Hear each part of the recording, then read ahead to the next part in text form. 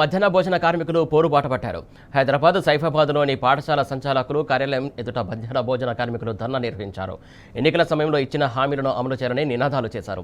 రేవంత్ రెడ్డి తమను నమ్మించి మోసం చేశారని ఆగ్రహం వ్యక్తం చేశారు.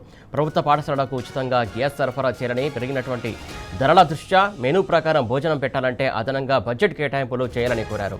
ప్రభుత్వం వెంటనే పెండింగ్ బకాయిలో జీతాలు చెల్లించాలని, ఇచ్చిన హామీ మేరకు వేతనం పెంచాలని, ఈ కువైట్ ద్వారా కాకుండా గ్రీన్ ఛాలెంజ్ ద్వారా చెల్లింపులు చేయాలని డిమాండ్ చేశారు. పోలీసులు తమను అడ్డుకొని అరెస్టు చేయడం దారుణమని మండిపడుతున్నారు. ఈ కార్యక్రమంలో మధ్యాహ్న భోజన పథకం కార్మికుల సంఘం రాష్ట్ర జనరల్ సెక్రటరీ రమ తదితరులు పాల్గొన్నారు.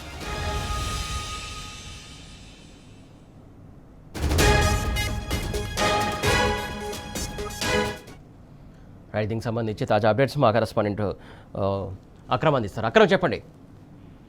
Good evening Suresh.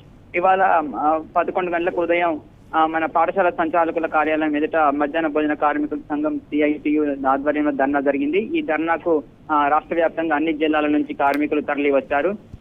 వృద్ధులు, బాలింతలు, పిల్లలను సంఖ్యలో పెట్టుకుని కూడా ఈ ధర్నాలో పాల్గొన్నారు. అయితే వాళ్ళని పోలీసులు బలవంతంగా వాహనాలు ఎక్కించి బేగం బజార్ పోలీసులను తరలించారు.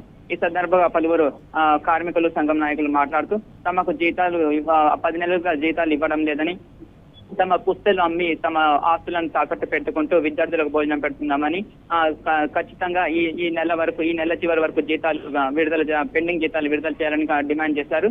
అంతేకాకుండా కాంగ్రెస్ ప్రభుత్వం ఎన్నికల సమయంలో ఇచ్చిన హామీ మేరకు 10,000గా జీతంగా పెంచాలని డిమాండ్ చేశారు. తమను రేవంత్ సర్కారు నమ్మించి మోసం చేసిందని ఆగ్రహం వ్యక్తం చేశారు.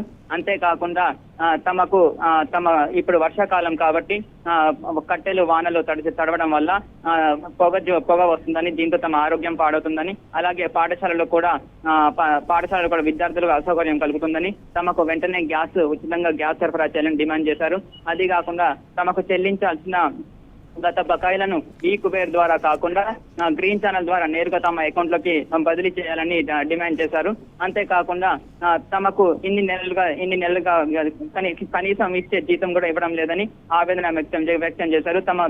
తమ ఆర్థిక పరిస్థితి బాగాలేదని, తమ ఆర్థిక పరిస్థితి బాగాలేకపోవడంతో తమ జీవితాలు ఎలా గడపాలని ఆందోళన వ్యక్తం చేశారు.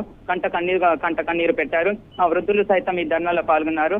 అక్కడ దీంతో ఉదయం నుంచి మధ్యాహ్నం వరకు ఉద్రిక్త పరిస్థితులు నెలకొన్నాయి. Suresh, right, thank you Akram.